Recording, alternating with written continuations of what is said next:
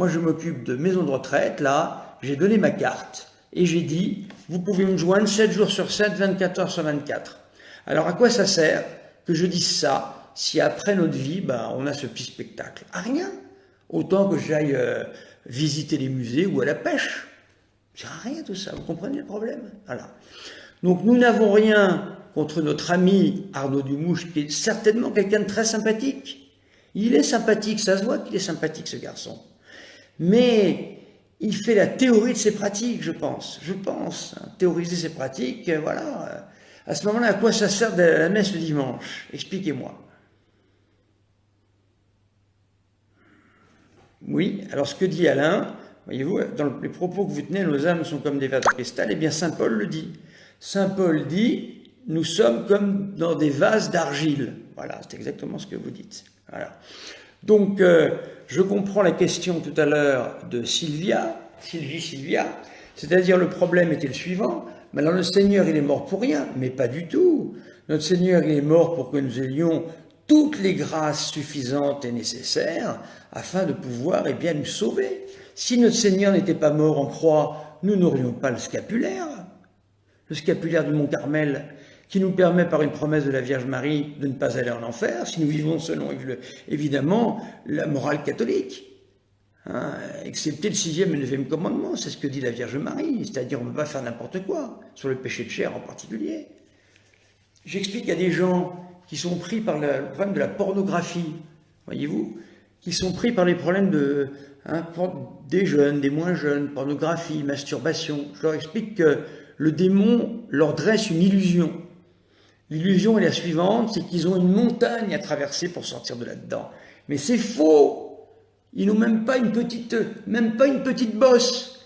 Il suffit qu'ils prient et qu'ils demandent au bon Dieu et qu'ils luttent contre ce qu'on appelle les occasions de péché, c'est-à-dire mettre l'ordinateur de côté, ne pas se mettre devant l'ordinateur à des heures où on risque d'y aller sur ces sites pornographiques.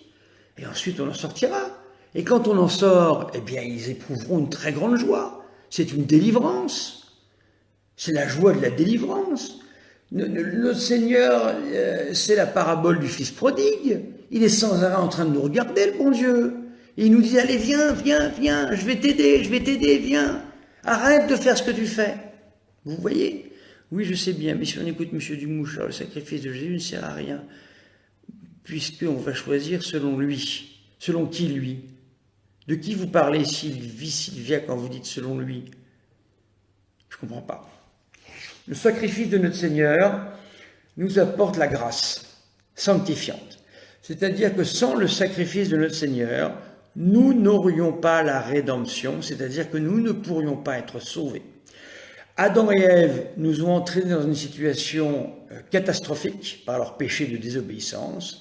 Ils nous ont conduits dans le péché originel. Je n'entends jamais M. Arnaud Dumouche parler du péché originel, d'ailleurs. Le péché originel, quand je dis « il n'y va plus », je parle de la messe. Bon, ben voilà, il y a un problème. Ça fait partie des 3 premiers commandements. Le 3e commandement, eh bien, c'est l'obligation dominicale, qu'on aime ou qu'on n'aime pas. C'est comme ça, c'est ainsi. Voyez-vous, on fait c'est pareil pour Luther. Luther était hanté par le péché de chair, il avait de gros problèmes là-dessus. Et bien, il s'est trouvé une théorie à lui. Il a trouvé une théorie facile, voilà. Le Seigneur, nous sommes pourris, le Seigneur nous recouvre d'un manteau qu'on appelle la rédemption, et voilà, et on est sauvé comme ça. Ben, c'est pas la morale catholique. La morale catholique, c'est que le bon Dieu nous donne toutes les grâces qu'il faut pour nous sauver, et nous ne sommes pas des pourritures. Notre âme est infiniment précieuse, et nous pouvons devenir bons, et nous pouvons même devenir des saints. Alors, je ne veux pas juger ce monsieur, je veux pas le juger, vous comprenez? Alors voilà, un type qui vient, là, je l'élimine, parce que c'est n'importe quoi, voilà. Et vous êtes quoi, vous? Alors, si les prêtres sont tous des pédophiles, vous êtes quoi, vous? Hein, il y a un médecin qui fait des saloperies, alors tous les médecins sont pareils, enfin, ça veut dire quoi, ça? Il faudrait que j'ai un modérateur sur ma page, là, parce que vraiment, c'est catastrophique. Je ne sais même pas comment enlever ce personnage. Non, mais il dit n'importe quoi. Je vais vous transcrire ce qu'il dit. J'ai été voir un médecin, pas bon le médecin, hein, pas bon. Hein. Tous les médecins sont pourris, hein, je n'irai plus jamais. Hein. Voilà ce qu'il vous dit, ce type-là. Donc, j'aimerais bien l'enlever. Voilà, bon, écoutez, il faudrait que je prenne un modérateur quand même, parce que je ne peux pas tout faire. Bon, ce monsieur, il est là. J'enlèverai tous ses commentaires de toute façon. Nous sommes avec des amis ici. Vous connaissez tout ça. Bien sûr que c'est un troll. Donc, vous voyez ce que je veux dire sur la question de... Venez me le dire en face, monsieur Hayden, on va discuter tranquillement. Parce que moi, celui qui m'a dit ça, je peux vous dire que la dernière fois, ça ne s'est pas bien passé. Voilà. Donc, j'en étais à vous dire que je n'ai rien contre ce monsieur. Arnaud, au contraire, j'ai une grande compassion pour lui. J'ai une grande, comment dire, ça c'est une grâce du bon Dieu, vous voyez, d'essayer de le voir sans s'énerver et d'essayer de comprendre qu'en fait, il a certainement des problèmes personnels dans lesquels on ne veut pas rentrer, qui font que, il s'est trouvé ça. La vie d'Arnaud était de donner des cours à des enfants, tout à fait. Depuis qu'il ne peut plus pratiquer, c'est pas facile. Bien sûr, voilà. Mais vous pouvez prendre sa défense si c'est une défense amicale, Philippe. Ça veut dire que vous pouvez défendre, si c'est un ami, défendez-le. Mais ce que je vous demande simplement, ne défendez pas sa thèse, c'est tout. Mais Arnaud, ce monsieur est une victime, je ne sais pas. Ceux qui suivent ses cours sont des victimes. Lui, je ne sais pas. Ce troll PRD est une victime. Peut-être, je ne sais pas. Peut-être, hein, je ne connais pas ce monsieur. Enfin, on ne dit pas des choses comme ça, je suis navré, c'est n'importe quoi. Il ne me le dirait pas en face. Hein. Il y en a un qui l'a dit en face une fois, croyez bien que j'ai été le voir. Voilà. Et il s'en souvient aujourd'hui. Bref. Je disais donc que il est pris, il a fait une théorie de sa pratique, c'est à peu près évident, effectivement. Il a dû vivre une très grande... c'est public, hein, donc je ne dévoile rien. Il a dû vivre un très grand choc quand il a perdu son emploi auquel il tenait beaucoup, parce que je crois qu'il était très entouré là-bas par les jeunes. Ça ne m'étonne pas, parce qu'il a une manière de parler, une manière de faire. Il aurait la foi parfaitement catholique, mais ce serait formidable, parce qu'il a voilà, si c'est votre ami, vous pouvez le défendre, mais ne défendez pas ses thèses, c'est tout. C'est pas lui rendre service que de défendre ses thèses, Marie-Lou. Vous voyez ? Voilà, hein, il avait un métier qui lui plaisait beaucoup et puis on lui a retiré son métier, voilà, pour des raisons apparemment qui ne sont pas bonnes. Donc je pense qu'il doit peut-être souffrir de ça, alors il a peut-être moins pratiqué. Oh là là, celui-là il me fatigue, mais bon, on ne va pas s'en occuper, hein, je vais le supprimer, on ne va pas s'en occuper. Hein. Je le supprimerai, ne vous inquiétez pas, laissez-le causer, voilà. Ah non, je ne dirai jamais que je suis d'accord, voilà, c'est ça. On ne doit pas faire un tir au pigeon ici, voilà, c'est ce que j'ai dit. Il faut que vous compreniez ça, parce que c'est trop facile. Il ne faut pas faire des affaires de personne. Vous comprenez ? Je pense même que cet Arnaud devait être extrêmement doué pour faire le catéchisme. Il est très vivant, il trouve des bonnes histoires, ça doit être un copain sympathique. J'en doute pas de tout ça. Vous voyez ? Je pense que c'est un très bon type. Mais son problème, c'est vraiment cette théorie qui pollue tout, quoi. Et cette incapacité à communiquer. J'ai essayé de parler avec lui, mais c'est terrible. Et quand je le contredisais au téléphone, il me disait je vous bloque pour 3 minutes. Il posait le téléphone et il partait 3 minutes. Il parle à un prêtre comme s'il parlait à un gamin. Moi, je suis plus âgé que lui, en plus, j'ai 50 balais, je ne sais pas quel âge il a, mais il est plus jeune que moi. Je suis plus âgé que lui, je suis prêtre. Et il ose me dire ça, mais il me prend pour un gamin. Enfin, voyez-vous, des pédophiles. Oui, on va pas lancer les pédophiles, s'il vous plaît, ça suffit, j'en ai marre des pédophiles. Voilà, moi je me suis occupé 25 ans d'enfants, j'ai pas de problème, voilà, c'est tout. Donc vous comprenez ce que je veux dire ? Vous occupez pas de ce garçon-là, c'est un troll de toute façon, on va pas s'en occuper, je l'éliminerai après, plus tard.